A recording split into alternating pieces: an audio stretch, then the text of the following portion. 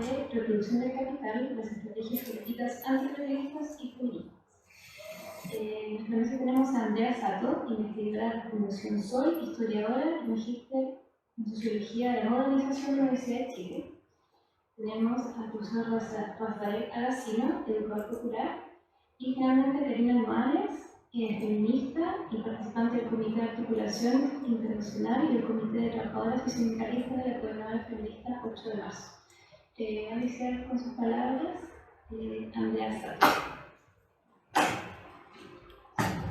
Muchas gracias. Desde Fundación Sol nos parece importante estar acá, debatir los marxismos desde las discusiones contemporáneas y principalmente desde una posición crítica. Nos da mucha alegría participar en la organización de este espacio y también poder ser parte de las discusiones que se van a dar acá.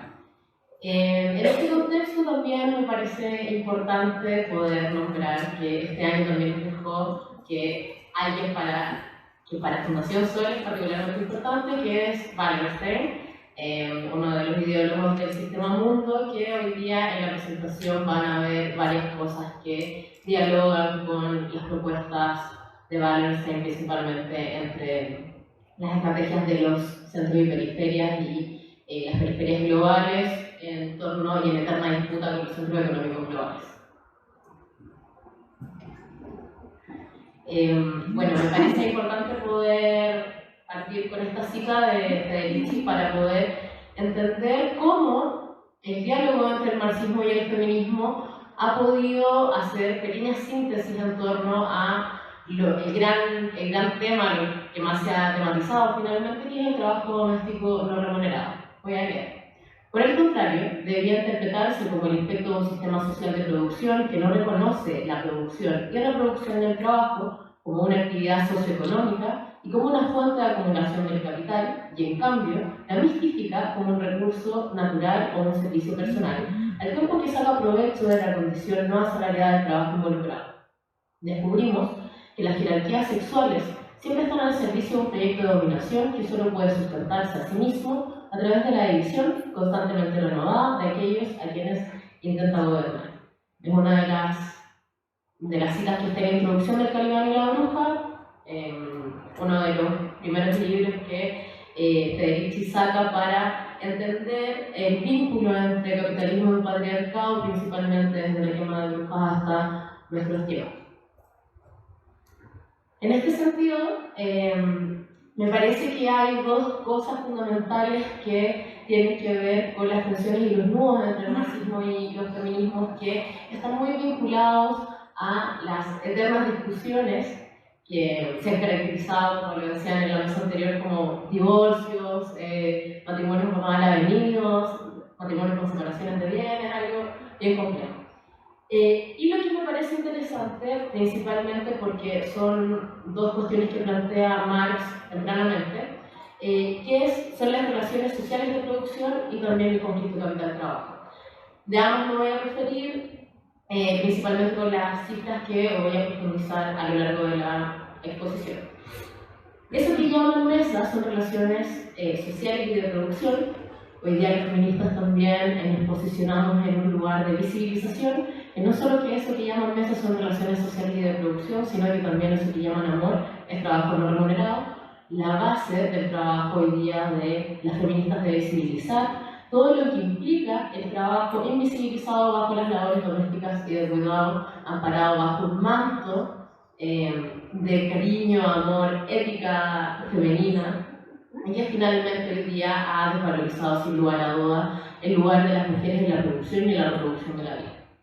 El segundo punto interesante es que dentro de los marxismos se ha hablado del conflicto capital-trabajo y las feministas hoy día, feministas de izquierda, marxistas también, hemos profundizado en el conflicto capital-vida. Cómo hoy día este sistema depredador de la vida, no solo de la acumulación del plusvalor, sino que también depredador de la naturaleza, de la ecología y de, finalmente, nuestros tiempos y cotidianidades, se contrapone finalmente en una relación que es completamente conflictiva y que hoy día no hay espacio para la conciliación que tanto le gusta hablar al progresismo también y al capital, ¿no? Y en este sentido me parece fundamental, les voy a leer algunas reflexiones que tuve principalmente respecto a algunas tensiones que ha tenido el feminismo y el marxismo, algunas revisadas ya en la primera mesa, por eso van a ser reflexiones más bien sucintas. Las separaciones y los divorcios entre marxismo y feminismo son muchos, son acalorados y son olvidados, muchas veces retomados parcialmente, pero se vuelven a poner en tensión permanentemente. Podemos decir que la tensión siempre existió y que nunca fue un tema libre de complejidades y cuestionamientos. Aún para el feminismo, las feministas, y nos sentimos más involucradas con el marxismo. Tanto como el pensamiento de Marx desbordó al marxismo y viceversa, las intrincadas relaciones entre marxismo y feminismo desbordan lo que atañe meramente a estas perspectivas. Interesante han sido las recopilaciones de los feminismos negros, principalmente escritos de Bell Hooks, o de feminismos más decoloniales, de las compilaciones de Hidalgo y Espinosa. En este sentido, las contribuciones de Marx sentaron una base imprescindible e ineludible para entender el capitalismo. Pero sería revulsivo, hasta para el mismo Marx, pensar a 150 años, más o menos, de la escritura del Capital, que su teoría es acabada, que todo lo puede explicar y que desde ahí deriva un manuscrito implacable para la acción en nuestros días. Marx retoma a Smith, a Ricardo, a Hegel, entre muchos, los estudia en profundidad, los complejiza, sus postulados y también los critica. Produce una pieza analítica que para entender el modo de producción capitalista es fundamental. Dos de las principales contribuciones de Marx dieron lugar para entender el conjunto de opresiones. El análisis del trabajo, principalmente remunerado, en el sistema capitalista y las relaciones sociales que se encarnan en la lucha de clases a lo largo de la historia. Sin plusvalía y sin relación social, aquellas que se establecen entre quienes detentan los medios de producción y quienes solo poseen la fuerza de trabajo para generar mercancías, no hay capitalismo. Ahora bien, sin quien reproduzca esa fuerza de trabajo y sin los bienes comunes para transformar la materia en mercancías, no existe ni plusvalía ni sistema capitalista. La discusión sobre la reproducción social y el trabajo doméstico y de cuidados no remunerados pone de relieve que las categorías marxistas clásicas y ortodoxas no componen un herramental suficiente para entender hoy la división sexual, racial y axial del trabajo. Tampoco el trabajo reproductivo que sostiene la vida, el trabajo doméstico y de cuidados. En esto la multiplicidad de debates en perspectiva han sido variados, principalmente el debate sobre el trabajo doméstico, que se da principalmente en Estados Unidos entre el 70 y el 79, que abre un interminable intercambio respecto a si el trabajo doméstico es productivo o no, genera valores de cambio y plusvalía, si lo hace de manera indirecta a través de la producción o si es improductivo, quién se beneficia de este trabajo, si el capitalismo o los varones, si este debe reconocerse como trabajo, si puede entenderse a las mujeres como una clase en sí misma y si hay un modo de producción doméstico propio al capitalismo o no. Esto lleva a otros debates que esperamos en algunos futuros poder profundizar. Se pueden observar principalmente en algunos textos de Rubin, de Hartman, de Nancy Fraser, de Jan Seiter y de Jung principalmente.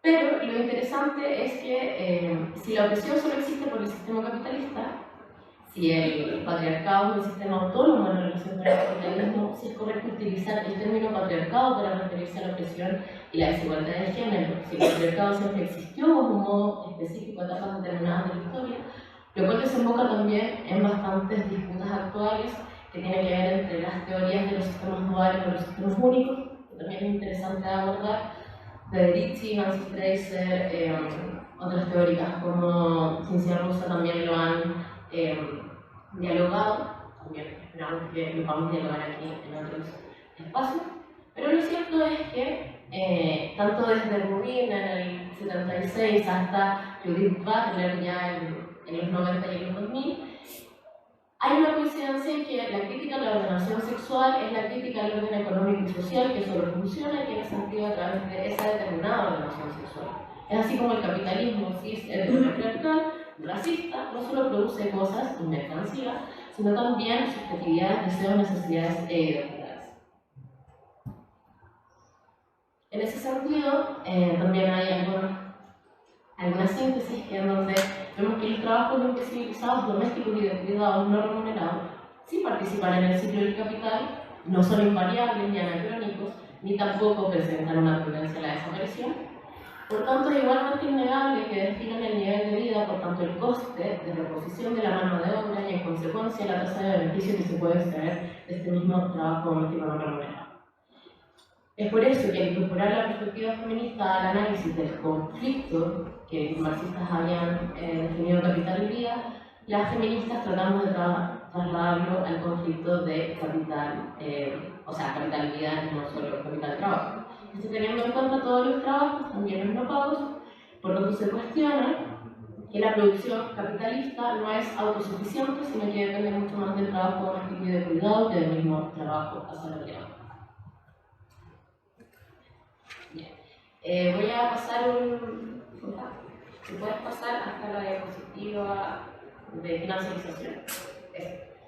En este sentido, para nosotros en la Fundación Sol es fundamental podernos poner en un marco de capitalismo de acumulación por desposesión, en el marco de un capitalismo financiarizado que funciona un poco así. Todas las diapositivas que vienen después, que son de datos facilitadas de alguna forma, así que después pueden revisarlo en su casa con atención. ¿Qué es lo que nos habla de la acumulación por desposesión? Principalmente es la liberación de activos rentables a bajo costo, y esto está vinculado principalmente a la mercantilización de la vida, específicamente en lógicas de mercantilización de los derechos sociales.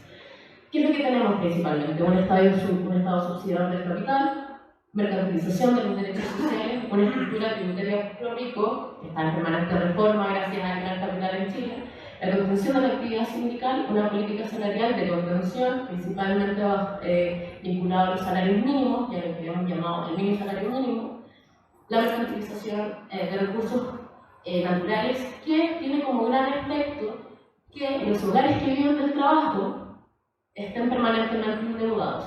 Pero, quienes son de acá de Chile deben tener, ahí están algunos ejemplos de acumulación por desposesión en la realidad actual. Pero ¿qué es lo central? Que los hogares que viven al trabajo hoy día no solo tienen un bajo valor del trabajo, sino que dentro de estos hogares se reproduce la vida y se lleva a cabo el trabajo doméstico no remunerado principalmente.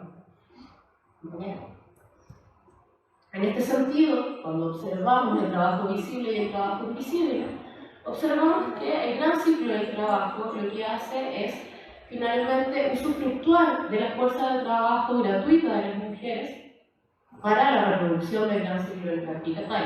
O sea, no entendemos que solo el trabajo de un trabajador asalariado en una empresa, fábrica, call center, lo que sea la expoliación del capital, sino que encontramos que la expoliación del capital se concentra en el hogar completo. O sea, ya que ese trabajador o trabajadora tiene incorporado la fuerza de trabajo del trabajo no remunerado doméstico, encontramos que la extracción de brutalidad no solo se da de patrón a trabajador, sino que de hecho la expoliación es hasta el hogar completo.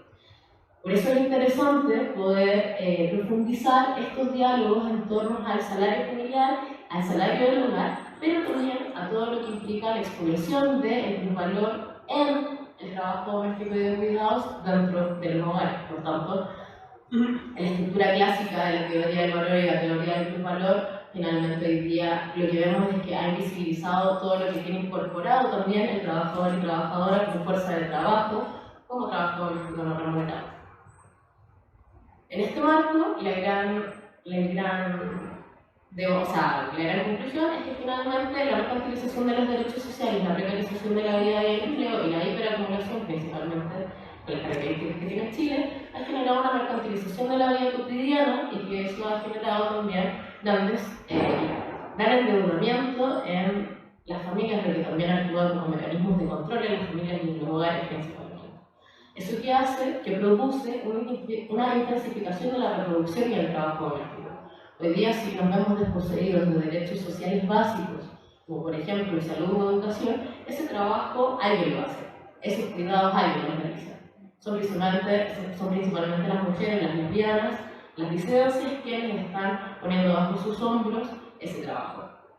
Entonces hoy día, en un contexto de capitalismo financiarizado, en un contexto de capitalismo de acumulación por desposesión, lo que vemos es que la intensificación de la reproducción y del trabajo doméstico es lo que hoy día está manteniendo esta rueda gire interminablemente. Y paso a la parte de los datos un poco más rápidamente porque después lo pueden revisar en sus casas. Bueno, hay cuestiones, hay algunos instrumentos, quiero decirlo, bastante deficientes para la medición del uso del tiempo. En Chile estamos esperando que se pongan las pilas y que pueda ser una mejor herramienta, pero estos son datos principalmente sacados de la encuesta nacional de uso de tiempo, una gran herramienta que le ha servido al feminismo global para poder medir el trabajo de las mujeres de alguna u otra forma. Acá hay toda una discusión teórica, principalmente técnica, de cómo se debe construir, bastante bibliografía respecto a cómo se han también desarrollado las encuestas nacionales de uso de tiempo diferenciadamente en distintos países, pero la que tenemos ahora, con la que se hizo en 2015, nos arroja un par de números terribles, como por ejemplo que en promedio las mujeres destinan 3 horas más que los hombres a actividades de trabajo no remunerado, principalmente el trabajo doméstico, cuidados integrantes del hogar y trabajo no remunerado para el hogar, la comunidad y trabajo voluntario. ¿Sí? No, perdón.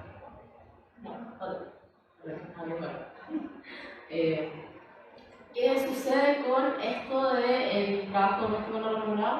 Principalmente de cuando observamos qué pasa con las mujeres que hoy día integran asalariadamente el mercado del trabajo. Finalmente esto no cambia, porque podemos creer que, claro, las mujeres que no se van a asalariar realizan más labores que los hombres, pero cuando vemos que, por ejemplo, que las mujeres que trabajan en el mercado del trabajo asalariadas, sistemáticamente, de todas formas, presentan 2 horas de trabajo adicional, independiente de sus horarios de trabajo asalariados. Esto claramente, en el uso del tiempo, son que las mujeres tienen más horas en su día que los hombres, horas de trabajo grupal, lo que claramente influye en su participación política, en la participación de la comunidad y otros tipos de éxito. ¿Puedo explicar un poco bien? Así es. Esto tiene mucho que ver no solo con el uso del tiempo, sino que también qué pasa con las mujeres que se han integrado y que al mundo del trabajo asalariado, que parece que así pueden conseguir autonomía económica. Bueno, spoiler, no es así. Estos son los últimos 113 meses con respecto al trabajo creado en los últimos 9 años para mujeres, que son 906.000 empleos, en donde, si observamos cómo se separan, observamos que el 69% del empleo creado para mujeres es empleo precario. Esto implica o asalariado externo o cuenta propia, que finalmente sumándolo, no hace caso del 70% de trabajo altamente precarizado, en donde las mujeres no solo tienen una mediana salarial de 300.000 pesos y menos, sino que también los espacios de trabajo donde las mujeres van a asalariarse son de baja calidad.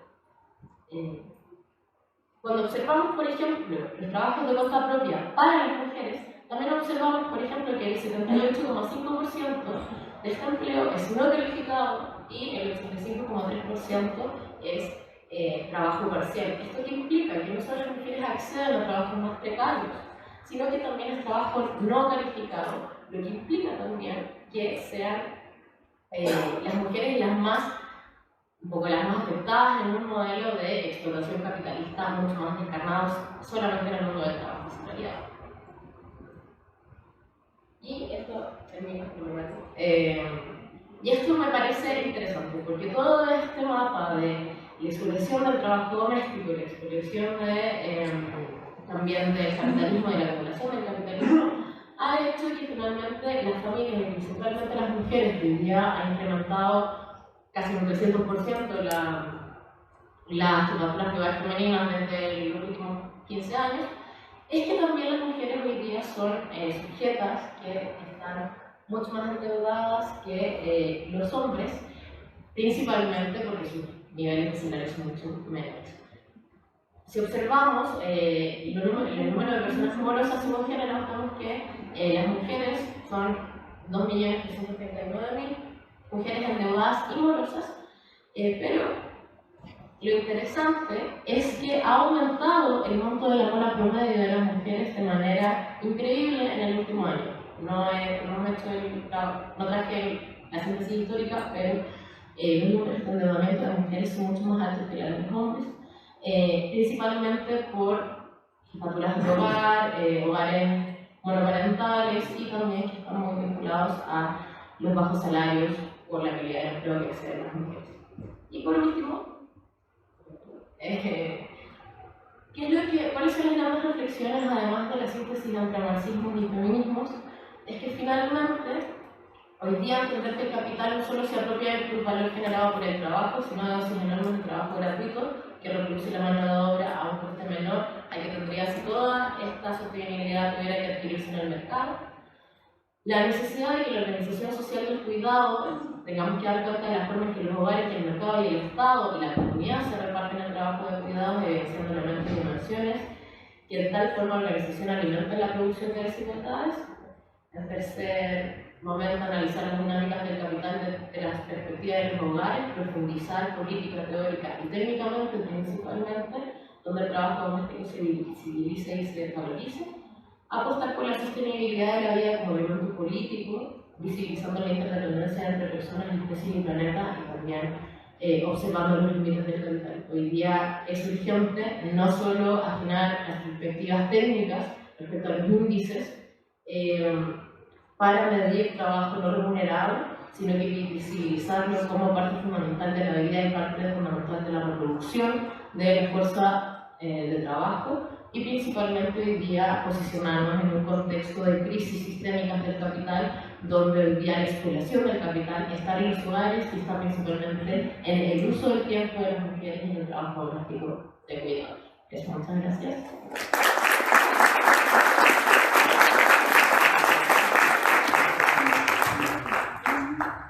Ahora le damos la palabra al profesor Rafael Silva.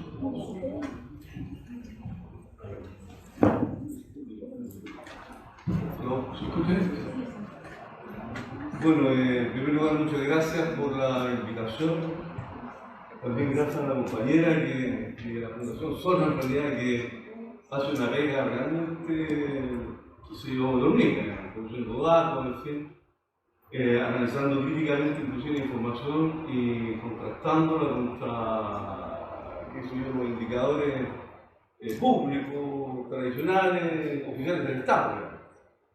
Entonces, explotando la encuesta de empleo, explotando, no sé, la encuesta de uso del tiempo y otras informaciones, permite colocar, por así decirlo de manera sintética, en números que hacen muy entendibles las cosas para la gran masa de trabajadores y sectores populares, y eso es notable.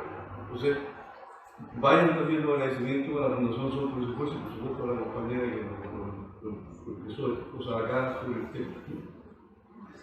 Miren, yo voy a tratar de dialogar un poquito con lo que la compañera planteaba, y tengo como dos puntos que me gustaría tratar, ¿no?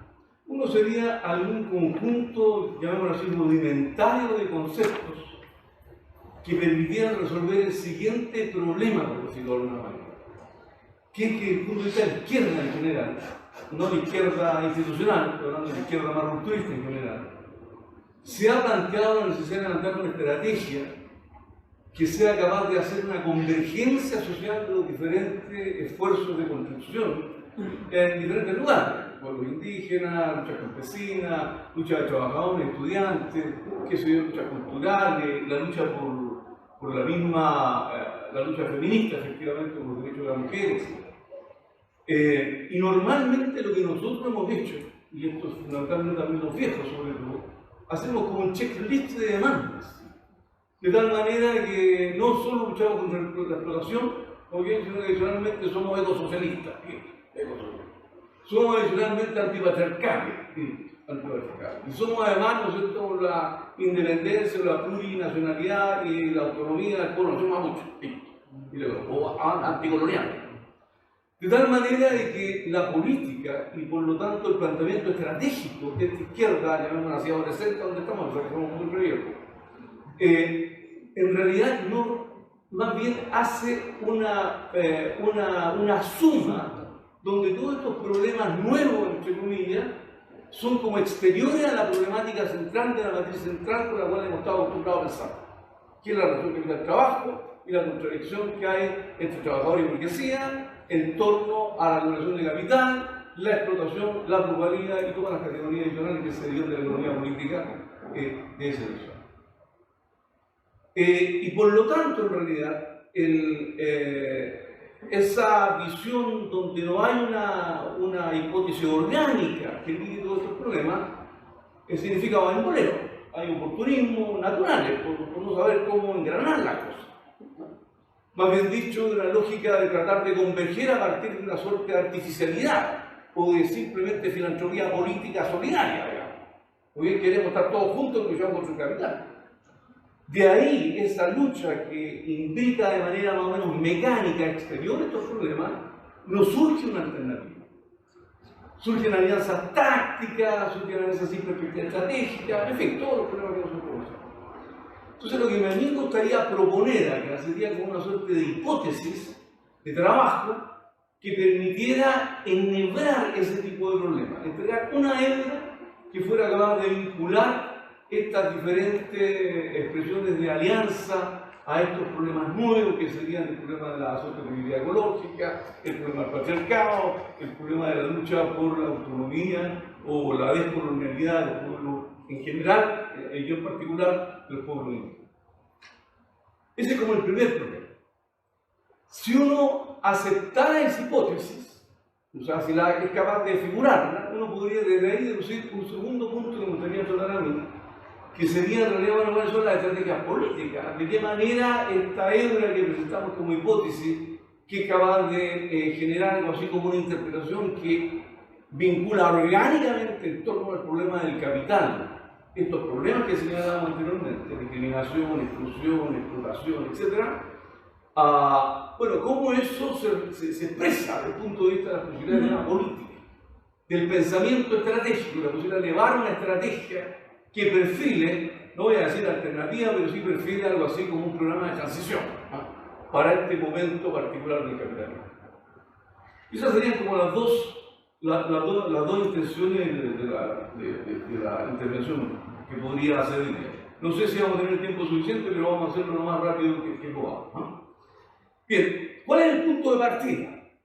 El punto de partida en realidad no es el capitalismo como una cuestión estrictamente abstracta que tiene una serie de características en realidad que se han mantenido en el tiempo, en los 200 años o 250 años, 800 años del capitalismo. La idea es tratar de elucidar la vinculación de estos problemas en el capitalismo actual. ¿Okay? Capitalismo actual que, llamémoslo de manera rápida, enfrenta ciertos límites que se hacen evidentes como nunca antes. Por decirlo de alguna manera, antes siempre el capitalismo podía, no sé, crear un mar e irse a otro mar, extenuar por sobreexplotación las tierras, extraer de toda su riqueza e irse a otras tierras, que ha sido desplazar pueblos o utilizar mano de obra de ciertos pueblos hasta extenuarlos y exterminarlos e irse a otra zona a tomar otros pueblos, digamos. Por lo tanto, siempre, como dice un mensaje, el capitalismo, aun cuando se había globalizado casi como expresión de su vocación universal desde su mismo momento fundacional, en realidad ya va teniendo límites en el sentido de que sus salidas o escapatorias o ampliaciones empiezan a ser cada vez más evidentes. Más que extenderse geopolíticamente, el capitalismo también profundiza su forma de, esto es lo importante, profundiza su forma de funcionamiento en la estructura propia de la vida, como bien dicho. Más que territorio, más que poblaciones, también la propia vida se hace un espacio de acumulación, que es para donde quisieran ir. Por lo tanto, ese capitalismo actual incorpora nuevos sujetos, genera espacios para intervención política o social de sujetos que hasta ahora, comillas, habían estado fuera de la escena. ¿Okay? Se plantean contradicciones de sujetos sociales o categorías sociales emergentes que buscan sus formas de organización, sus formas de protesta, tienen ciertos ciclos de agudización y después ciertos ciclos también de desconstitución, etc. Por lo tanto, uno podría decir que el capitalismo actual es un capitalismo que tiene ciertos límites evidentes, que hay un proceso de transición hacia un nuevo orden mundial, por decirlo de alguna manera, ¿ok? Y en ese proceso de transición hay fuerzas que se van desconstituyendo y fuerzas emergentes que buscan salida en términos programáticos, en términos políticos, en términos inclusive de identidad frente a este proceso avasallador sin control del capitalismo. Es en esa perspectiva en que voy a intentar describir esa hebra que podría vincular esto. La idea sería, la compañera lo mencionaba, tomar la relación capital-trabajo. Y en la matriz convencional, la relación capital-trabajo se reduce a la relación, por así decirlo, entre un ser viviente, que es el trabajador, que tiene un talento productivo que es su fuerza de trabajo, y que por las condiciones institucionales y estructurales del capitalismo se ve obligado a renunciar a la soberanía del uso de esa fuerza de trabajo. Como decía Marx, valor de uso y valor son dos polos antagónicos. Si efectivamente yo me apropio del valor de uso de la fuerza de trabajo, ¿okay?, lo hago desde el punto de vista del valor. Y si quiero efectivamente, excluyo la lógica del valor. Si el trabajador pudiera utilizar su valor de uso, podría producir y su talento productivo sería para satisfacer las necesidades inmediatas y no para constituirlo en un valor que se transfiere en el mercado, adquirir un medio que es el dinero con el objeto de adquirir mercancía que le satisface sus necesidades. Se ahorraría todas esas mediaciones, por así decirlo. En esa matriz entonces aparece capital, fuerza de trabajo.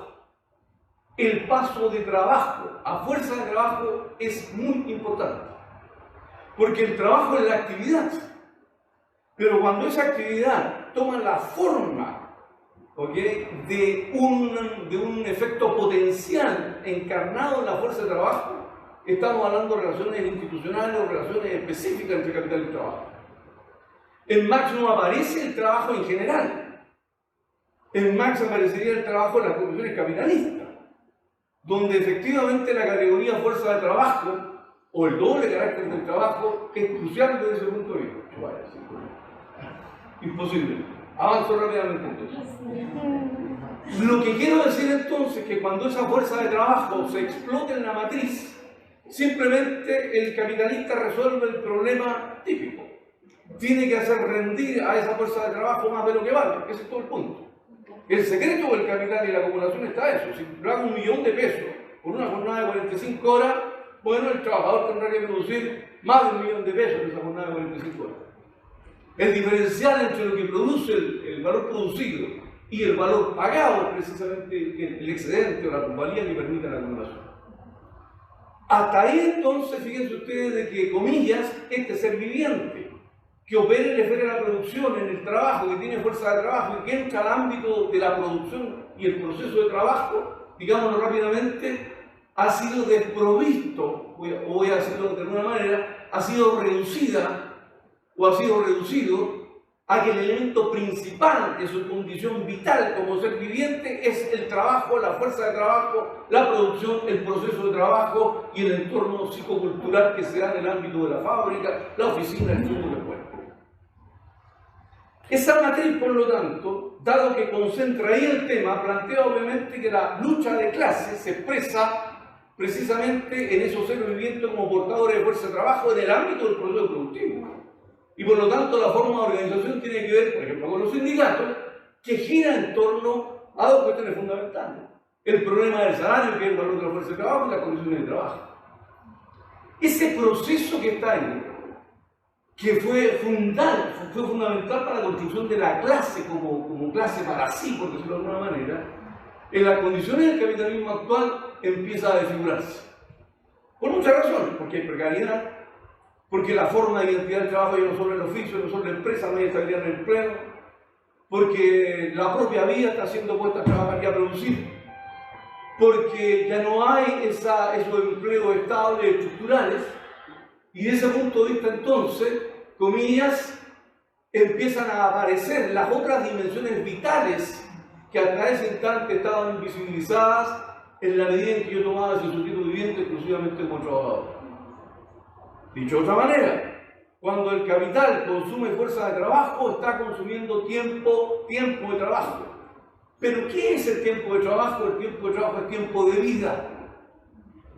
Por lo tanto, cada vez que el trabajador o este ser viviente se reconoce en el ámbito de la producción, en el ámbito del trabajo, el ejercicio que estoy haciendo, subjetiva, política y ontológicamente, por decirlo de alguna manera, es una reducción de ese sujeto a la única esfera más importante y principal, que es el trabajo.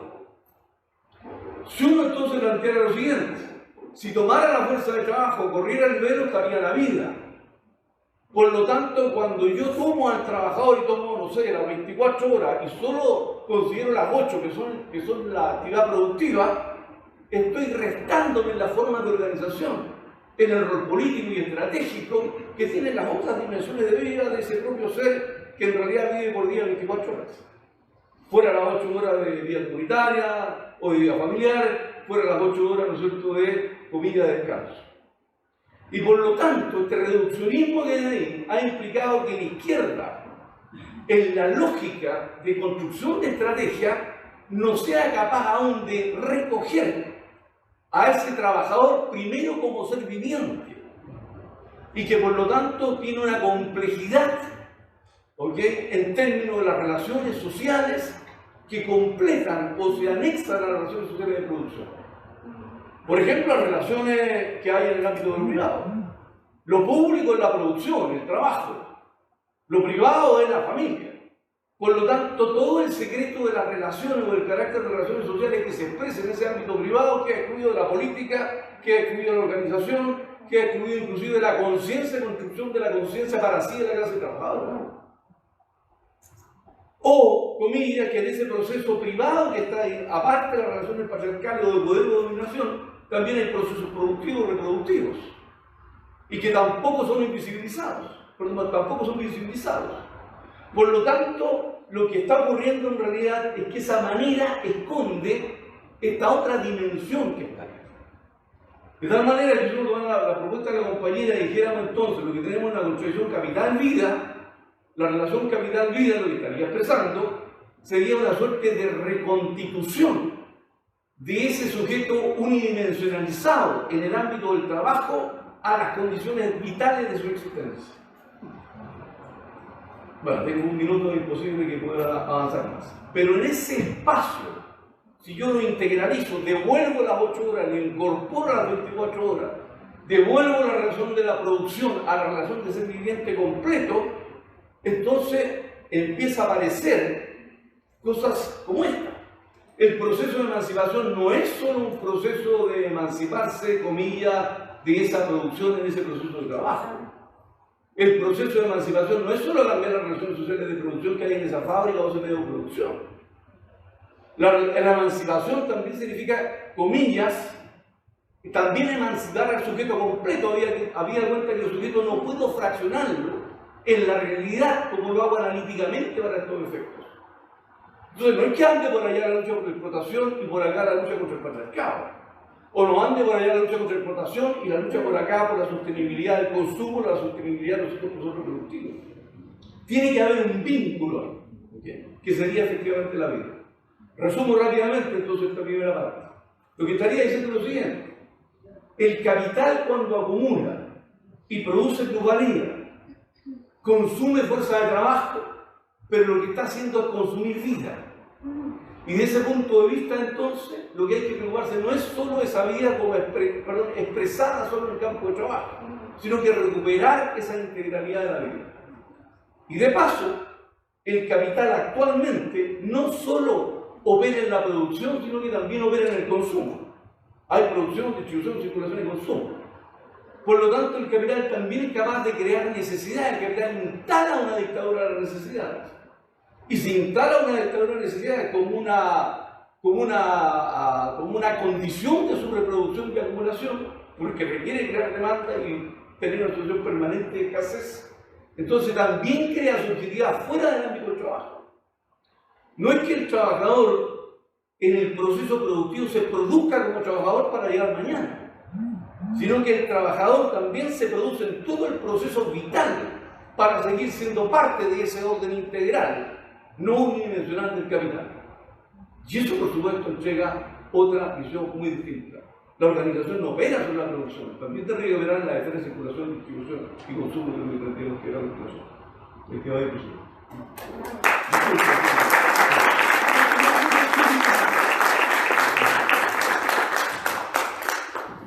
Damos la palabra a Fernando Alex. Hola, buenas tardes.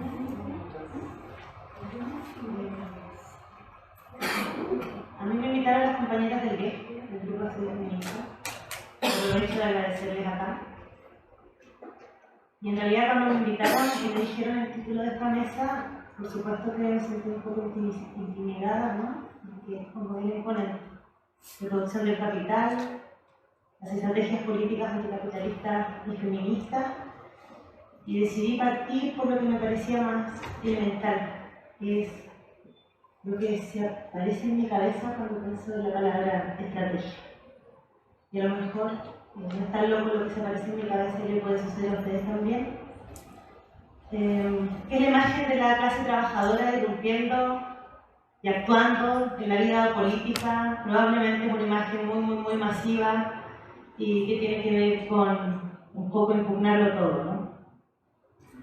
Entonces, pensando en esa acción y en lo que empuja a la clase trabajadora a actuar, recordé una frase de Marx y decidí que esa frase me parecía muy interesante y que iba a orientar esta presentación. Y esa frase dice así: no es la internacional la que ha llevado a los trabajadores a la huelga, son las huelgas las que llevan a los trabajadores a la internacional. Y me pareció muy interesante la idea de que la clase, como sujeto político, ¿no?, se constituye a sí misma a partir de su propia actividad y de su experiencia. Y que es desde allí, desde esa experiencia, que surge la posibilidad de que esta clase se interrogue sobre lo estratégico, ¿no?, sobre la posibilidad de organizar la vida, por ejemplo, de una forma diferente. También pensé en algunas tradiciones de izquierda que muchas veces no se piensan a sí mismas como el producto de algún momento de la actividad de la clase trabajadora, sino como portadoras, por decirlo así, de una verdad externa, que de alguna forma tiene que ser depositada en la clase trabajadora. Ese fue un pensamiento sombrío, diferente al de la clase de los primeros. Pero sí, han existido momentos en que la izquierda, que se entiende poseedora de esta verdad, afirma esta verdad, ya no arrancando de una experiencia enriquecida, sino arrancando de un dogma, ¿no? Afirma esa verdad a veces incluso a contrapelo de la actividad que está desplegando en un momento la clase trabajadora. En ocasiones negando la actividad de la clase trabajadora, aunque esta actividad esté en pleno curso, ¿no? Planteando unas cuantas verdades nuevas. Y ahí me di cuenta que a veces eso es lo que puede ocurrir con ciertas formas de leer el movimiento feminista. Específicamente me refiero a ciertas lecturas de izquierda, según las cuales el movimiento feminista es, en el mejor de los casos, apenas algo muy específico respecto de la acción de la clase trabajadora, en otros casos menos bueno, como algo externo a la acción de la clase trabajadora, y en casos peores, un obstáculo a la acción de la clase trabajadora, un elemento que viene a dividir. Y cuando eso sucede, cuando se desatiende la actividad de la clase trabajadora, incluso cuando se niega esta actividad, la izquierda empieza a perder la posibilidad de ser, porque ella misma emerge de aquello que está ignorando, que está negando en un momento. Y este es un problema estratégico. Aunque no necesariamente es un problema trágico, ¿no? Porque de esta actividad de la clase puede nacer, y pienso estar haciendo también otra izquierda, ¿no? Y muriendo también algunos. Pero volviendo a la frase de Marx, si no es la internacional la que lleva a los trabajadores a la huelga, ¿qué es lo que sí lleva a los trabajadores a la huelga? Eso me plantea la frase, ¿no? Y me parecía apropiado partir por ahí, por esta pregunta, para luego retomar otros elementos. ¿Y qué es lo que lleva a los trabajadores a la huelga? Es una pregunta ampliamente historizable.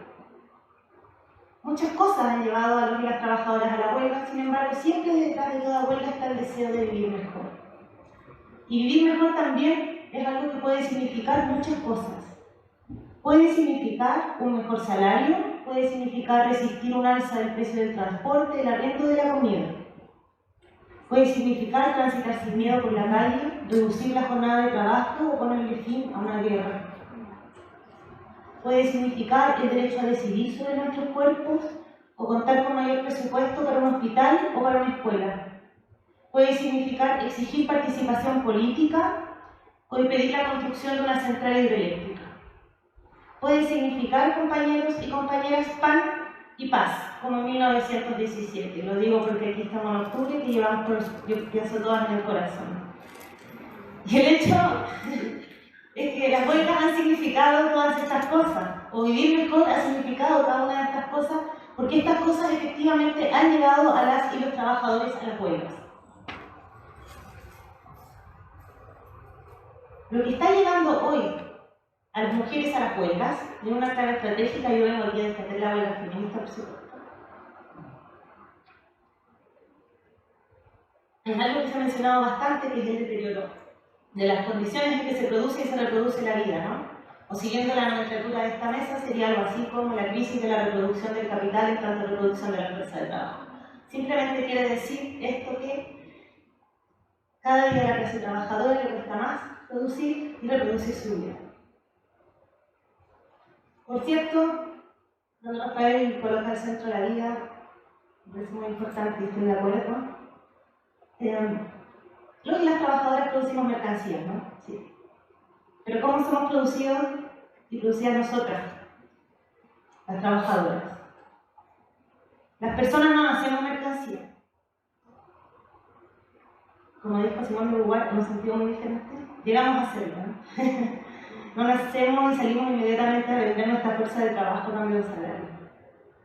No nacemos mercancía, pero llegamos a hacerlo, y para llegar a hacerlo es necesario que se desplieguen una cantidad importante de procesos sociales, ¿no?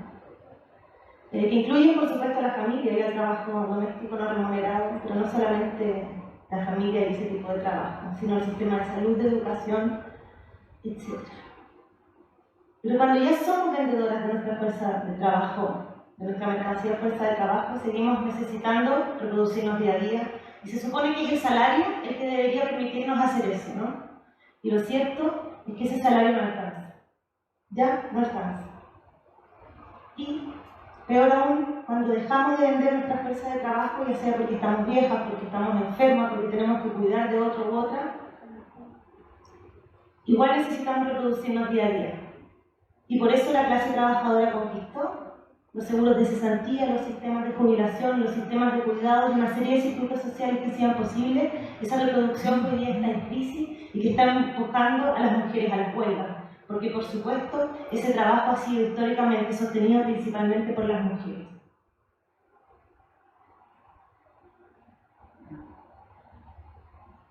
Este desmantelamiento está en curso.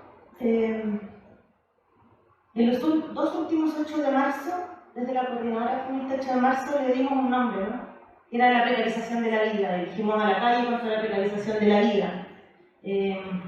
También hubo un trabajo parecido a lo que planteaba Rafael. Nos reunimos muchas mujeres que participábamos en distintas organizaciones con distintas demandas y hicimos un checklist que era muy largo y dijimos, no podemos salir a la calle con un checklist de 20 demandas, ¿no? ¿Qué es lo que hay de común en todas estas? Y así un poco se llegó a este concepto de la precarización de la vida. Uno de los efectos de esta precarización de la vida, uno de los múltiples, ¿no? Es que las tareas de reproducción social se reconducen con más fuerza a los hogares. Y dentro de los hogares, a las mujeres de esos hogares, ¿no? En algunos lugares, en que esto ha sido más fuerte, se ha denominado este fenómeno como el de la vuelta de los hogares, y esto ha supuesto un discurso pro familia muy fuerte, ¿no? La idea de que el Estado no debe meterse en nuestros hogares, con mis hijos no te metas, ese tipo de campañas, etc. En realidad es un discurso que contiene la idea de que son los hogares quienes deben soportar y hacerse cargo privadamente todo aquello que en alguna medida se sostuvo socialmente en el pasado. Y esto se hace con mucha dificultad dentro del hogar, a costa del endeudamiento privado, del sobretrabajo y de la descomposición, por supuesto, de las mismas relaciones afectivas y humanas.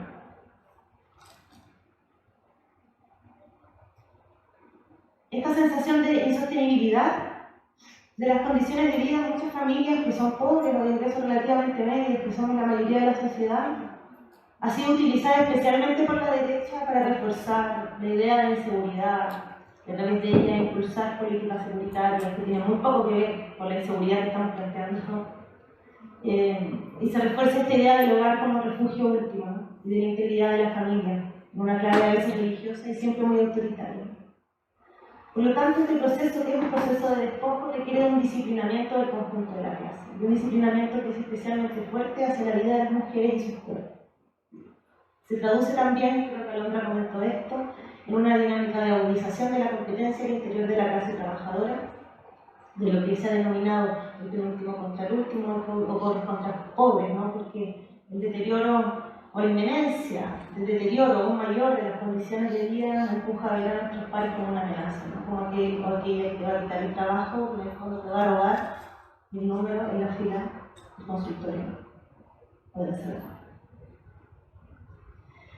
En antagonismo a esta precarización y en contra de todos quienes han sostenido estas políticas precarizadoras, nos levantamos en huelga feminista el último 8 de marzo, en un programa que intenta dar cuenta de estas diversas manifestaciones que responden a un fenómeno que tiene algo en común, ¿no? Eso también es lo que está pasando con las huelgas feministas que convocaron las mujeres en Argentina, en que luchaban contra la violencia sexual y política y contra el ajuste neoliberal como dos momentos de la misma forma de organizar la vida. Es lo mismo que pasó con la huelga feminista de las mujeres en Suiza, que luchaban contra la violencia sexual y política y contra el aumento de la edad de jubilación, estoy hablando todo el 2019, y también en el Estado español, en que lo que se exigía era que se garantizara de manera prioritaria los servicios públicos, el fin de la violencia machista, fin a la precariedad laboral y los derechos de las trabajadoras migrantes. Ese está siendo un contenido tremendamente transversal. Voy a hablar brevemente de Marx. Bueno, de Engels. Hay una carta célebre, ojalá algunos la hayan leído, los que no, por favor léanla, que le escribe Engels a Joseph Bloch, que era un socialista austríaco, en 1890. Le dice, cito, según la concepción materialista de la historia, el factor que en última instancia determina la historia es la producción y la reproducción de la vida real. Ni Marx ni yo, agrega, hemos sostenido nunca nada más que esto. Si alguien lo tergiversa, diciendo que el factor económico es el único determinante, convertirá aquella tesis, el materialismo histórico, en una frase vacua, abstracta, absurda. Uno de los aportes más importantes de las feministas marxistas de la segunda ola ha sido el análisis del terreno de la reproducción social, ¿no? Del trabajo de las mujeres como sujeto principal de esta reproducción. Creo que esto ya se ha hablado ampliamente. El análisis del capital desde el punto de vista de la reproducción social ha permitido ir recuperando un Marx que había quedado bastante en los márgenes de la historia del siglo XX. Yo no voy a empezar a echarle aquí la culpa al estalinismo porque podríamos hacer una discusión muy larga, en la que igual terminaría echando la culpa al estalinismo, pero no es el punto ahora.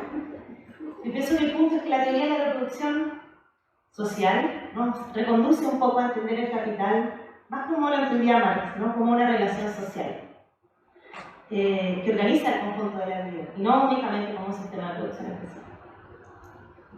Incluso esta relación social que es el capital, yo no estoy segura hasta qué punto admite una división tajante entre producción y reproducción. Porque hay límites que son porosos, ¿no? Que son cambiantes. De hecho, en los comienzos de la industrialización se luchó por limitar el trabajo femenino. Un siglo después se luchó por incorporar más mujeres al mercado de trabajo. Y es como cómo esto se va relacionando permanentemente con estos límites entre producción y reproducción. Me queda un minuto. No alcancé a ver. Bueno, voy a quedar hasta acá, porque queda un minuto, ¿no? Sí, un minuto. Voy a dejar de hablar más, voy a leer la huelga. Sí. Bueno, pienso que la centralidad que el feminismo viene a ponerle a la reproducción de la vida es súper importante, todo bien, disputar esta noción de capital-trabajo como obrero empleador, pero también es un desafío para las marxistas que hacemos parte del movimiento feminista evitar que el énfasis en la reproducción se traduzca en un desplazamiento de problemas tan medulares, por ejemplo, como el de la propiedad, ¿no? La propiedad de los medios de producción y de vida, por supuesto, sigue siendo, y probablemente lo es cada vez de manera más aguda, un momento central en la organización de la producción y la reproducción de la vida. Y este problema dentro del feminismo, a veces pienso que no está tan presente, no parece ser tan importante, y que también es un desafío estratégico desde el punto de vista de la marxista, que es parte del feminismo. Pero ese desafío de la centralidad de la propiedad, por ejemplo, no es privativo ni del feminismo ni de los énfasis en la reproducción. De hecho, y voy a hablar de las huelgas, hay sectores sindicales de la clase trabajadora y no sindicales de la izquierda que han respondido a la convocatoria de la huelga feminista en Chile en una clave que yo diría, por ser suave y conservadora. ¿Ya? Y lo que voy a contar es una historia de la guerra. En el sentido que afirman lo que existe, que afirman la huelga en el carácter que tiene. La huelga es productiva. La huelga es de trabajadores específicos respecto de patrones específicos. Esta clave productiva es lo que hace que la huelga sea estratégicamente relevante, porque golpea allí donde el capital le duele, que es la paralización de la producción. Y después hubo una declaración larga que sacó en una central sindical, ¿no? Nos mandó a la política de departamento, así de vuelta, ¿no? Quien defienda, y quiero ser enfática, el carácter de la huelga sindical, tal como existe hoy en Chile. Esto es a nivel de empresa, a través de un sistema de negociación colectiva arreglada por las leyes que nos impuso Pinochet y José Piñera, que también administró la concertación. Quien defienda el carácter de esa huelga está cometiendo una irresponsabilidad imperdonable en términos políticos, porque nadie que esté del lado de los y las trabajadoras puede defender la huelga en ese carácter, hoy en Chile. El capital se ha encargado de ir debilitando cada vez más el poder de los sindicatos. La huelga que contiene la relación obrero-patrón, es decir, la huelga que encarna el sindicato, es una huelga principalmente salarial. La idea de que la huelga productiva es la que golpea lo estratégico, por el solo hecho de darse desde la producción, no puede ser contrastada con ninguna experiencia que nos haya tocado conocer. Y yo invito aquí, si alguien tiene una experiencia que pueda relatar de cómo una huelga económica puso en jaque de plantear el problema de poner en cuestión el capitalismo. Lo que el movimiento feminista ha hecho es volver al concepto de huelga política, que es bastante diferente, que no es la huelga general, y volver al concepto de huelga política es una clave estratégica mucho más rica y más amplia que como podía, por ejemplo, estarla planteando el mismo Engels o Rosa Luxemburgo en algún momento. Desde el momento que el movimiento feminista plantea el método de la huelga, se generó una tensión con los sindicatos. Y eso ha pasado en todos los países donde ha habido huelga feminista. Y la pregunta es, ¿qué es lo que contiene esa tensión? ¿Con qué entran en tensión los sindicatos? ¿Con el feminismo? ¿Con la perspectiva anticapitalista o antisistémica que está en estas huelgas? ¿O cuál es la naturaleza del conservadurismo sindical que responde? Yo pienso que son muchas cosas, pero voy a decir tres. Primero, los sindicatos entran en tensión con la impotencia de sus organizaciones, porque sus organizaciones reclaman el monopolio de la actividad huelga, pero no pueden convocar una huelga general, porque hoy día en Chile los sindicatos, las centrales, no pueden convocar una huelga general, porque cuando se llama paro no hay paro nacional. En segundo lugar, entra en tensión la huelga feminista con el carácter burocrático de muchas de estas organizaciones. Y ese carácter burocrático de muchas organizaciones es en parte lo que impide que sea posible una huelga general. Nosotros fuimos testigos, y mis compañeras no me van a dejar mentir, que este 8 de marzo muchos sectores sindicales de base estaban dispuestos a parar de manera efectiva el 8M. Pero para hacerlo era necesario que sus direcciones sindicales los convocaran. Y esas direcciones no convocaron a un paro y no estuvieron dispuestas. Y aprendimos que esta idea de que los trabajadores no se mueven por nada, sino por lucas, se dice mucho, ¿no? Es algo que dicen esas mismas direcciones para justificar su inmovilismo, su inactividad y en general su claudicación frente a una serie de condiciones que atraviesa la clase trabajadora en Chile. Y ese inmovilismo se defiende, porque ese inmovilismo es la condición necesaria para que la dinámica burocrática se mantenga. Y finalmente, por supuesto, los sindicatos entran en tensión con el machismo que contienen muchas organizaciones. Se ha intentado instalar que los feminismos dividen luchas, compañeros y compañeras. Este es un intento de desalojarnos de la escena política, así lo entiendo yo. Nosotros nos rebelamos contra una disciplina que se intenta imponer y que en alguna medida los sindicatos también actúan ejerciendo esa disciplina cuando menosprecian el desde dónde se dan estas resistencias. Pero nuestra lucha ha consistido en desobedecer. Y eso es algo que tenemos que seguir sosteniendo. El feminismo instala una tensión dentro de la clase, sí, dentro de los sindicatos también, cuando llama a una huelga general. También cuando las mujeres de base de esas organizaciones son las que están convocando esta huelga, porque comienzan a plantear una dinámica de democratización al interior de la clase. Y esto, compañeros y compañeras, es algo estratégico. Porque la huelga feminista no es una huelga alternativa a la huelga productiva, no una huelga que intente desplazar o antagonizar con la huelga productiva. De hecho, ahí donde los sindicatos tienen fuerza y tienen cierta conciencia política también para ir a la huelga general, se han sumado a la huelga feminista, como es en el Estado español, como es en Suiza, como ha sido parcialmente en Argentina. Voy a llegar hasta acá. Me pasé un montón.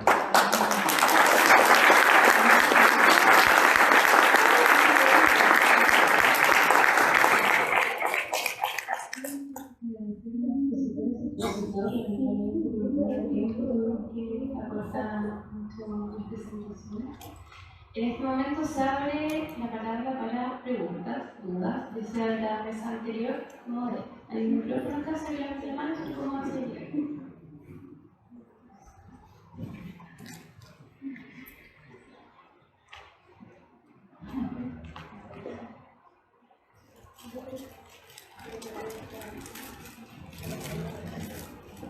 Mi pregunta va dirigida a Karina, y es si podría profundizar lo que no pudo alcanzar a decir sobre la relación de Marx, Engels y el feminismo.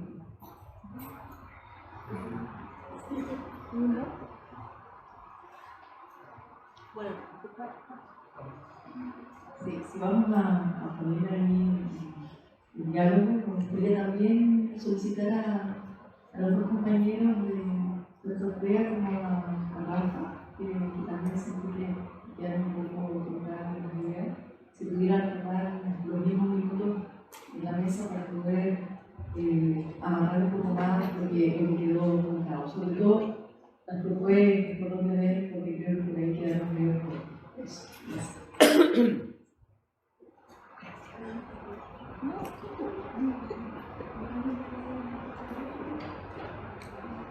Vamos a dar entonces 10 minutos para cada expositor para que termine de redondear sus comentarios. Y se termina. Ya.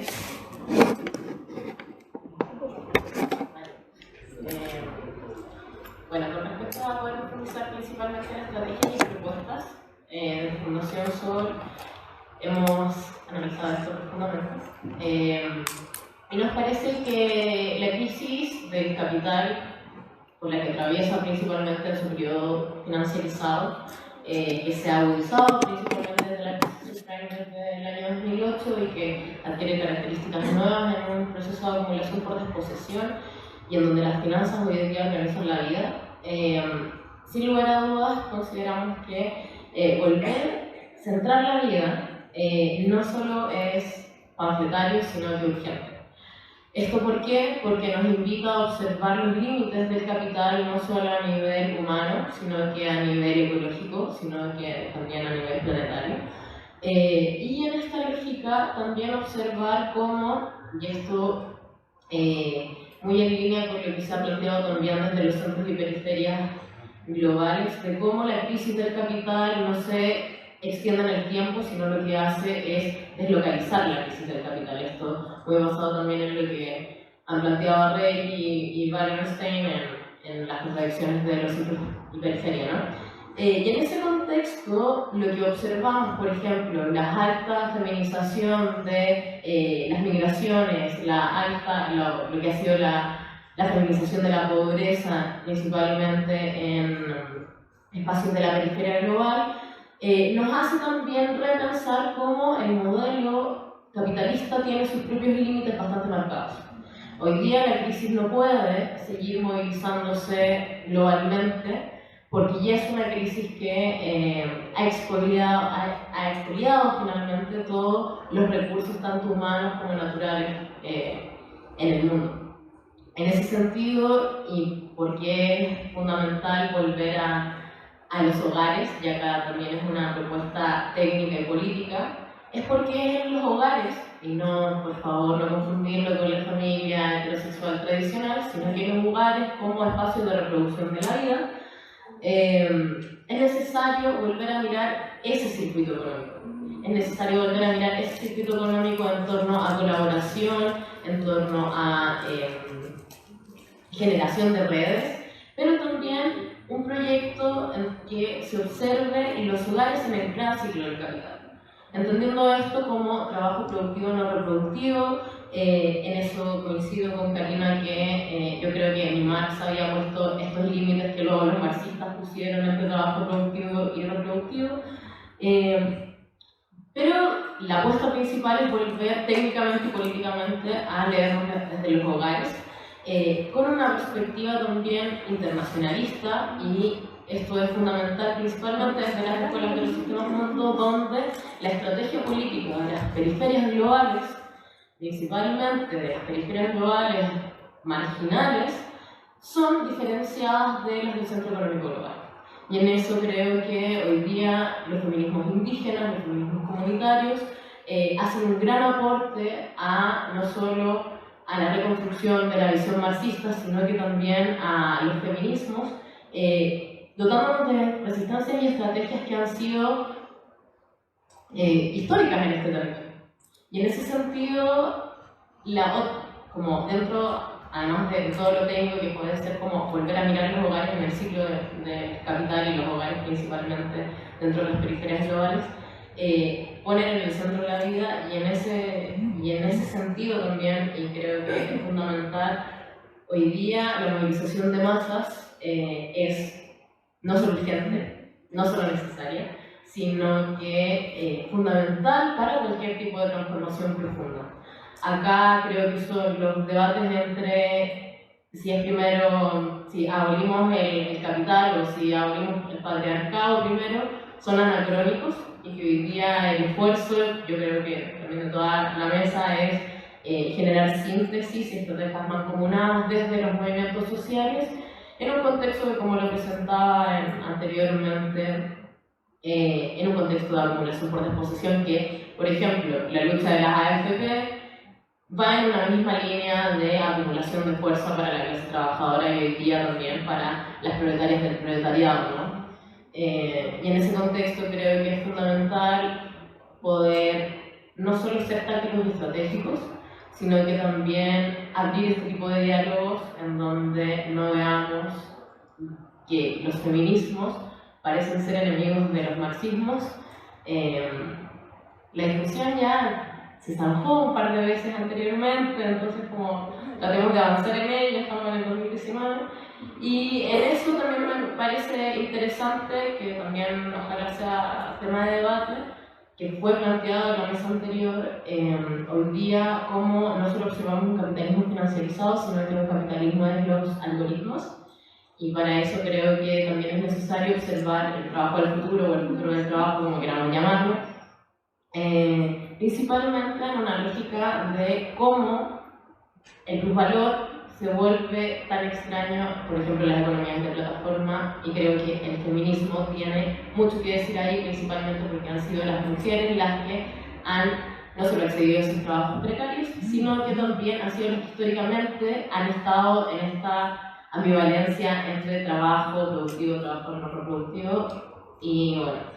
Y por último, decir que hay con respecto a lo de Engel, que probablemente va a profundizar Karina, el origen de la familia de Engel probablemente es una de las herramientas políticas hoy día interesantes para poder releer a los marxismos desde una perspectiva feminista. Para eso hay una compañera argentina que tiene apellido Siriza, que prologó el año pasado el origen de la familia y el estado de Angel, que yo creo que tiene claves bastante interesantes. No tengo idea si está en Chile, por ahí lo podemos subir al menos en el prólogo para su socialización. Eso, para mí, lo fundamental y desde Fundación Sol es volver a las construcciones comunes con una perspectiva de clase, con una perspectiva internacionalista y finalmente también apuntando a las masas.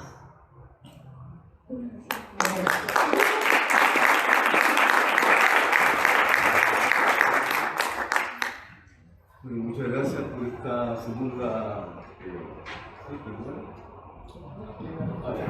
Muchas gracias por esta segunda ronda. Bueno, miren, cuando estamos tratando de resaltar el problema de la vida como una contradicción frente al capital,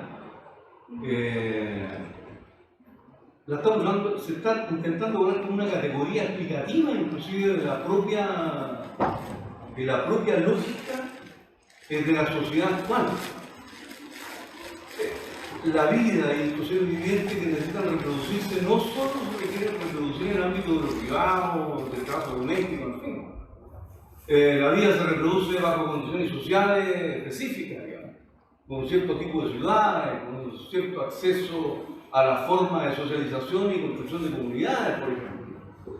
La vida también se reproduce bajo ciertas condiciones cognitivas en que hay individuos, hombres, mujeres, niños o viejos, que tienen capacidad de interpretar el mundo en que viven y jugársela por reproducirlo o cambiarlo o modificarlo.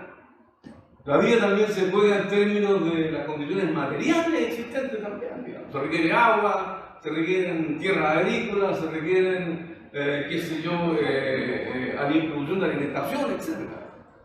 Por lo tanto, en realidad, cuando estamos hablando de la vida opuesta al capital, no estamos pensando solo en aquel hecho que, siendo importante, se remite exclusivamente al ámbito reproductivo en el sentido más privado, íntimo, hogar, para tomar la palabra que la compañera utilizaba. No, estamos hablando de la posibilidad de que la humanidad se reproduzca. ¿Es posible en las condiciones del capitalismo actual que la humanidad sea capaz, efectivamente, de tener un modo de vida que la transforme en el centro como tal y que, por lo tanto, su modo de vida sea también su modo de emancipación de las propias limitaciones con las cuales hasta ahora en la historia ha vivido? Ese es el problema. Y la lógica que hay en el que hay acá en realidad es que el capital impide eso. El capital, en su lógica de acumulación desbordada, que cubre no solo los espacios de producción, sino también los espacios, como decía antes, del consumo, de la detección de necesidades, está generando un sujeto colectivo atravesado por una crisis social donde las formas comunitarias de conocimiento colectivo desaparecen, donde las formas solidarias de interacción desaparecen y son puestas sobre la vía de la competencia, incluyendo la violencia sin sentido de ciertos sectores sociales. Es un capital que también desestructura no solo las comunidades, sino también las capacidades cognitivas que tienen las personas.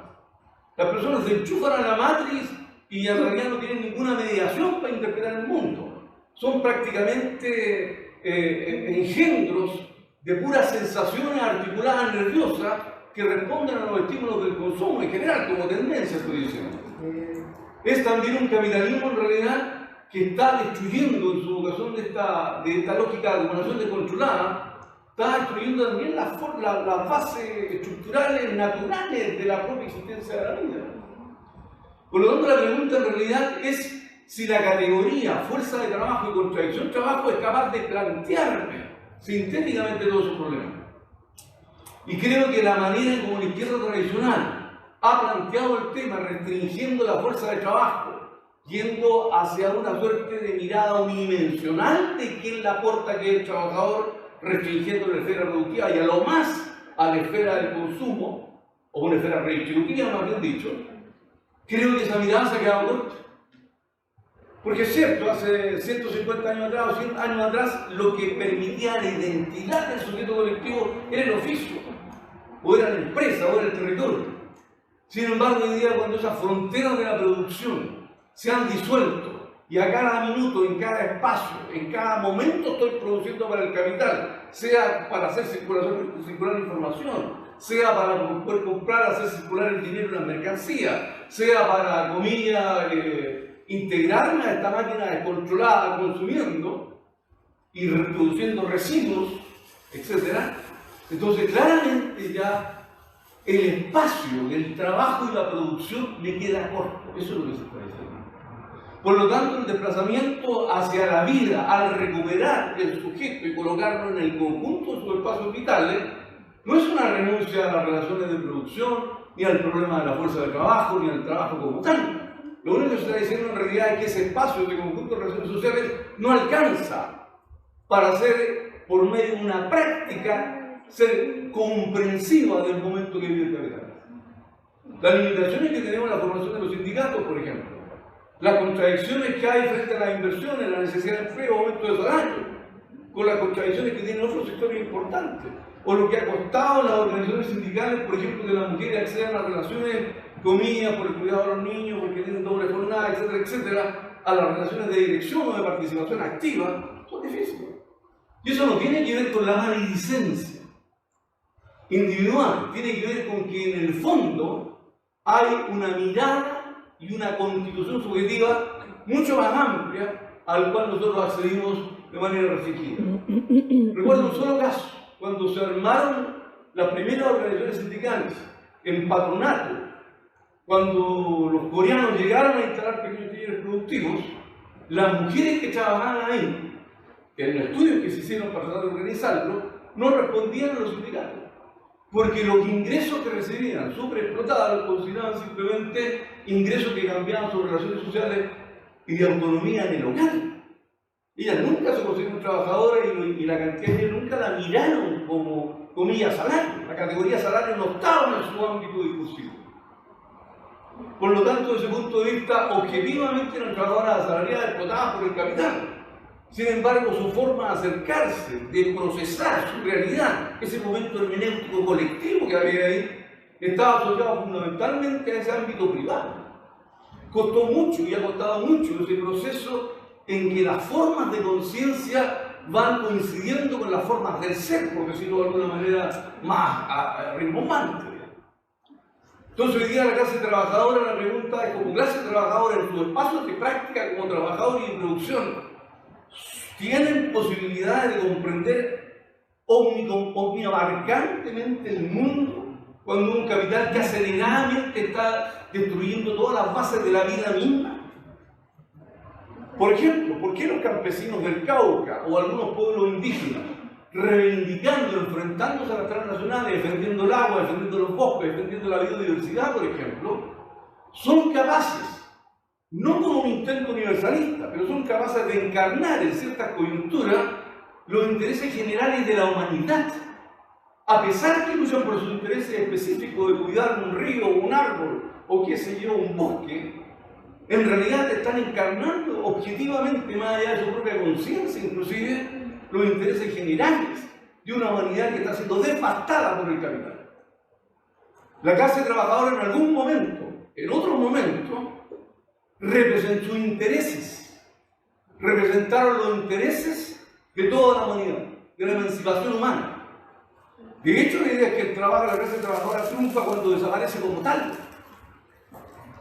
Cuando el valor se realiza, desaparece como valor. Las clases, al emanciparse, son el momento de destruir las clases como tal. Esos niveles de conciencia política, cuando se expresaban esos intereses, estaban ahí. Entonces la pregunta hoy día es, este capitalismo en estas condiciones actuales, con estos procesos de trabajo, fragmentación, precarización, fragmentación general, división internacional del trabajo, ¿cuáles son las condiciones prácticas de esto? ¿Qué praxis se requiere? Creo que por urgencia, no lo digo como un programa general, pero desde el punto de vista de la estrategia y el pensamiento estratégico que yo, que hoy día la urgencia del proceso de devastación, como la quema de la Amazonía, como la contaminación en Quintero Chuncaví, como la producción de porcino en Rancagua por super cerdo, etcétera, que contamina los espacios, etcétera. las 35 o 40 comunas que carecen de agua, que están siendo hoy día en Chile sustentadas por camiones aljibles. Eso que está ahí no aparece inmediatamente en la conciencia de los sindicatos, por más rupturistas que seamos. Pero sin embargo están agitando fuerza, se están constituyendo prácticas y experiencias, que incluyen desde la organización, levantar programas, enfrentamiento directo con el capital, inclusive acción directa. ¿Ok? La experiencia del pueblo mapuche, incluso desde ese punto de vista, es notable. La experiencia última de Modatima también es notable. Por lo tanto, desde el punto de vista de la política, de los actores que están ebulliendo, que se están organizando, que están levantando alternativas, hay mucho más que de lo que nosotros hemos conocido como clase obrera tradicional. Y que tienen potencialidades y limitaciones. Y el hilo que podría enhebrar esto es precisamente que cuando el capital usa fuerza de trabajo explota, pero lo que consume es vida. Y lo que produce son cosas y mercancías para un sujeto que es digitado en términos de necesidades y por lo tanto el capital impone las necesidades que después satisface con ese aumento de salario existente o con esas condiciones de trabajo. De paso reproduce un sujeto mutilado cognitivamente, competitivo socialmente, desestructurado. Y de paso también, comillas, destruye las bases sociales y las bases naturales de la reproducción de la vida en general. En esas condiciones, lo único que uno podría ocurrirse, o no podría no pensarlo, por lo menos como hipótesis, es que en esta coyuntura que hay, levantar el derecho a la autodefensa de la humanidad frente a la barbarie del capital es una cuestión ineludible. Y lo podrán encarnar los sindicatos que están, la clase trabajadora o el nuevo organizaciones sindicales o trabajadoras que construyamos. Lo podrá encarnar, no sé, qué sé yo, el TUL y la CAM, lo podrá Mundaka y Modatima, o otras organizaciones barriales que están pensando en un nuevo tipo de ciudad frente a este basural que existe en Santiago. Ahí está fluyendo la política de los sujetos. Y la reivindicación que enhebra eso es la pura y simple y elemental demanda, que es el derecho a la autodefensa frente al genocidio que el capital hoy día instala por doquier y que no tiene formas de control. De tal manera que si uno levantara ese programa, levantar una estrategia que hilara como reivindicación general, como un gran bloque, como un programa de transición, mientras los sectores sociales se van constituyendo, a mi juicio es una salida o una propuesta plausible que podría cambiar la manera en que hoy día estamos formulando en general la política.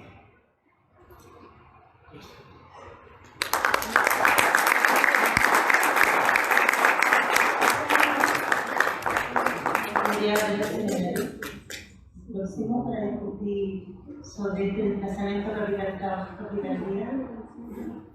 Me tocó estar en la discusión sobre eso hace un tiempo. No estoy de acuerdo en la formulación, en el desplazamiento, aunque sí con el conflicto. Sería muy interesante.